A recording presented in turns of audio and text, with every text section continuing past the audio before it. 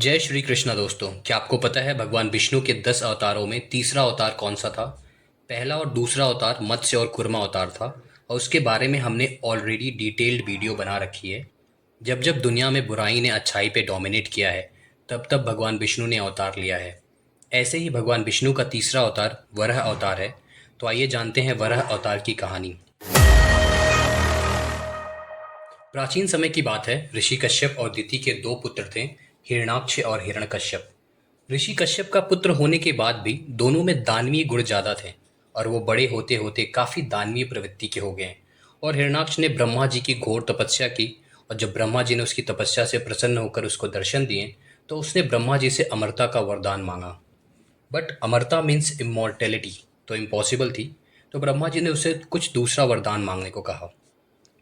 हिरणाक्ष ने दिमाग चला के ऑलमोस्ट इमॉर्टेलिटी के जैसा ही कुछ मांगा कि उसकी मृत्यु ना किसी देवता, ना किसी मनुष्य, ना किसी पशु से हो। और ब्रह्मा जी ने उसकी रिक्वेस्ट ग्रांट कर दी।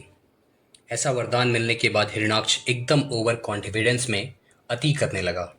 एज यूजुअल दानवीय प्रवृत्ति का होने के नाते पूरी दुनिया में क्योस मचाने लगा और हर अच्छी एंटिटी को परेशान करने लगा। खुद को इमॉर्टल यानी कि अमर समझ के उसने सोचा क्यों ना स्वर्गलोक पे अटैक करके देवताओं को हरा के स्वर्गलोक पे राज किया जाए। और वह स्वर्गलोक पे अटैक करने की तैयारी करने लगा।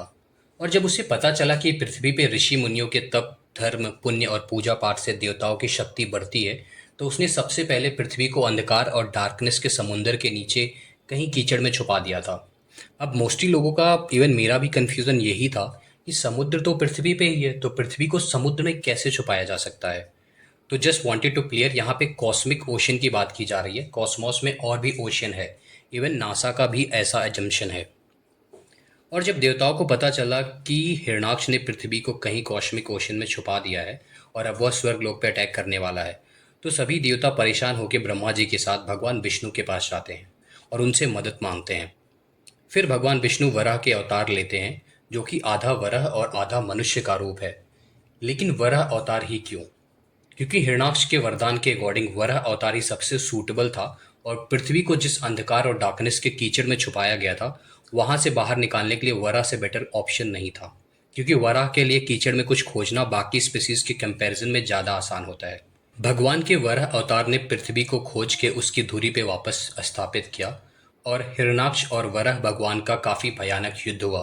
फिर वराह भगवान ने सुदर्शन चक्र से उसका गला काट के उसका अंत किया और पुनः धर्म की स्थापना की। पर यह ज़्यादा दिन तक नहीं टिक सका। हिरणाक्ष का भाई हिरण्यकश्यपु अपने भाई की मौत से बहुत क्रोधित हो गया और उसने प्रतिशोध लेने के लिए ब्रह्मा जी की तपस्या शुरू कर दी। लेकिन इसके बारे में जानेंगे हम श्रेष्ठ ऑफ सनातन के अगले एपिसोड में। वीडियो अगर आप सबको पसंद आया हो तो please like, share and subscribe और ज़्यादा से ज़्यादा पेड़ पौधे लगाइए क्योंकि इसकी सबसे ज़्यादा ज़रूरत है। मिलते हैं नेक्स्ट वीडियो में। हर हर महादेव।